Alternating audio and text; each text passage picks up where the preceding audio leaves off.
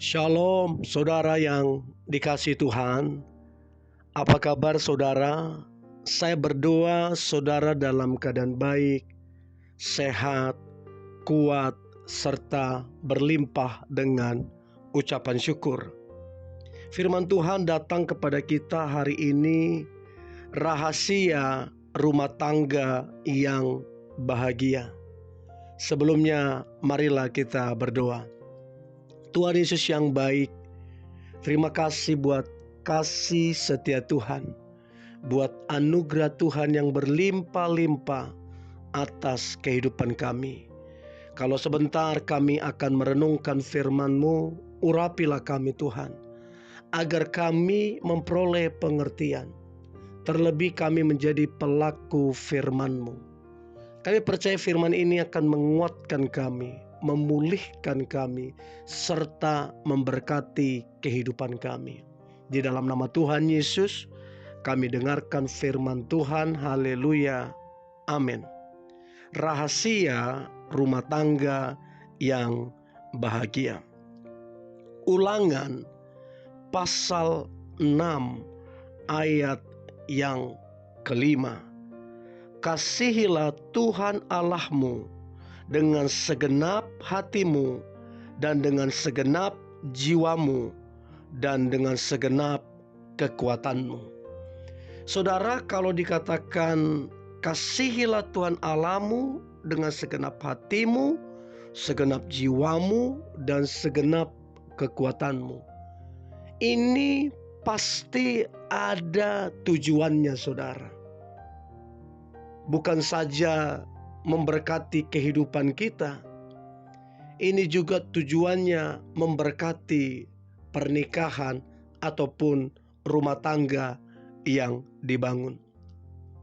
Saya percaya rumah tangga yang mengasihi Tuhan Allah dengan segenap hati, segenap jiwa, dan segenap kekuatan, maka rumah tangga itu akan diberkati dan rumah tangga itu akan berbahagia.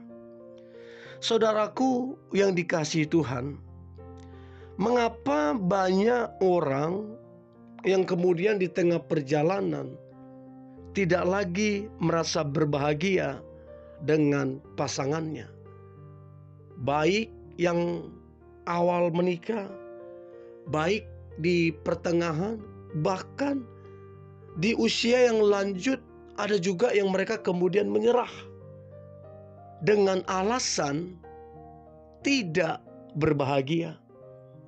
Saudaraku yang dikasihi Tuhan, betapa bahayanya sebuah pernikahan atau rumah tangga yang dibangun hanya sekedar di atas kebahagiaan sesaat saja. Bahagia karena contoh diperhatikan. Tidak salah dengan itu saudara. Bahagia karena apa? Contoh punya uang yang berlebih. Bahagia karena apa? Masih dalam keadaan sehat. Berbahagia apa? Karena dipromosikan.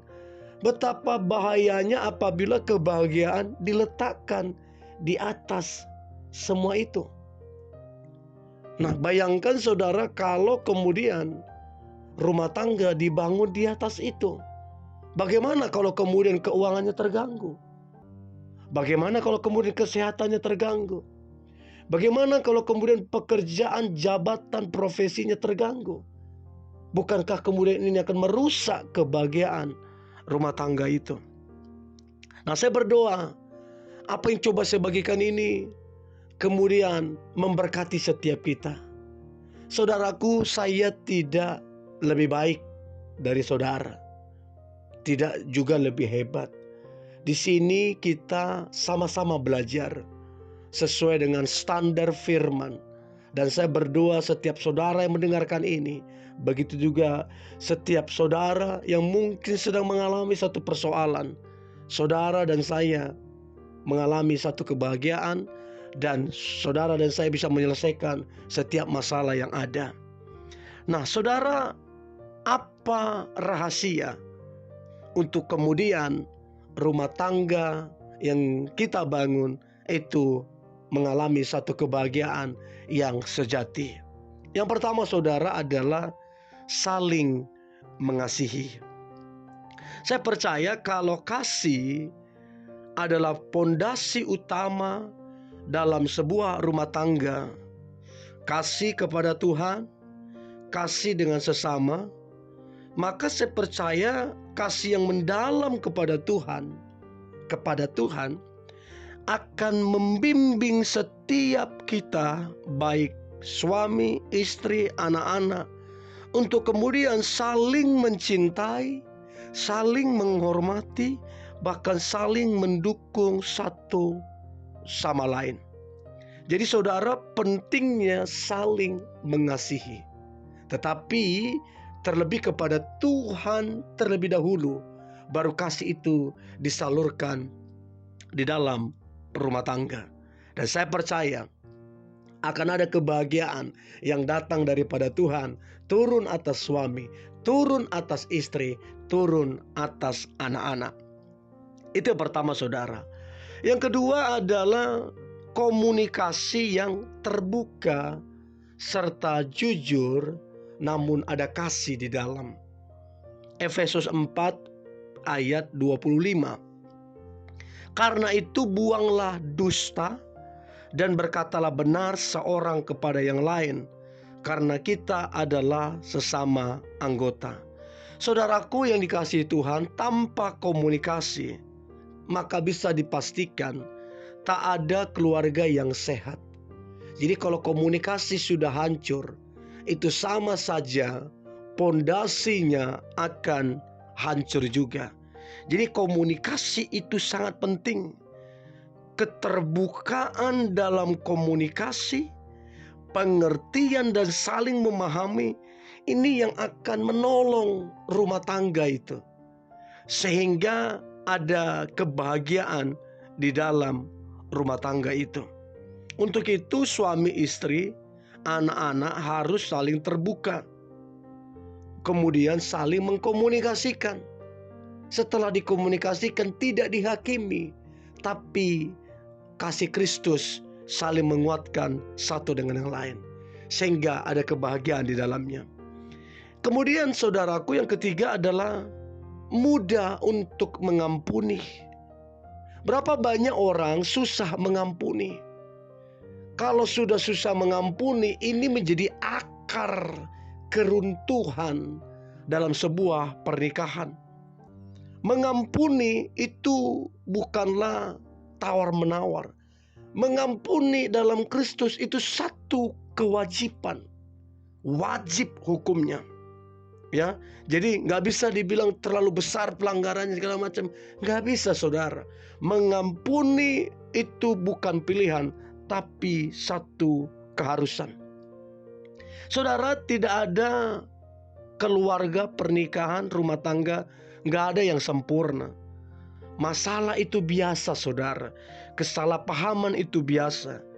Untuk kemudian rumah tangga itu berhasil bahagia, harus punya seni mengampuni. Mengampuni adalah rahasia untuk kemudian rumah tangga itu tetap kuat, tetap kokoh, dan kemudian ada kebahagiaan di dalamnya. Lalu kemudian saudara, doa harus menjadi satu lifestyle dalam rumah tangga. Karena doa adalah sebuah kekuatan. Kolose 4 ayat 2, bertekunlah dalam doa, dalam pada itu berjaga-jagalah sambil mengucap syukur. Doa akan mengikat satu dengan yang lain. Doa akan membuat kita kuat satu sama lain. Artinya rumah tangga yang dibangun di atas doa, maka rumah tangga itu menjadi kuat, menjadi berkenan di hadapan Tuhan. Dan yang terakhir saudara, quality time. Ini penting saudara. Jangan kita hanya jago melayani, jangan cuma jago mencari uang, tapi tidak punya quality time. Saudara, kita perlu punya quality time di dalam rumah tangga, sehingga ada kebahagiaan di situ terpancar, ada sukacita di situ terpancar, bisa bercerita, tukar pikiran, dan itu yang akan kemudian membuat rumah tangga itu bahagia. Dan saya berdoa kelima hal ini menjadi pondasi di dalam rumah tangga setiap saudara, sehingga ada kebahagiaan yang sejati yang datangnya daripada Tuhan, dan ada perkenanan Tuhan serta berkat Tuhan dicurahkan atas rumah tangga kita. Di dalam nama Tuhan Yesus, saya percaya ada pertolongan Tuhan. Mari kita berdoa. Tuhan Yesus yang baik, terima kasih buat hari ini. Aku percaya setiap umat-Mu yang mendengarkan ini, rumah tangga setiap mereka mengalami kebahagiaan. Dan kami percaya kami tidak pernah sendiri, ada Tuhan yang menyertai kami. Di dalam nama Tuhan Yesus kami berdoa dan mengucap syukur. Haleluya. Amin.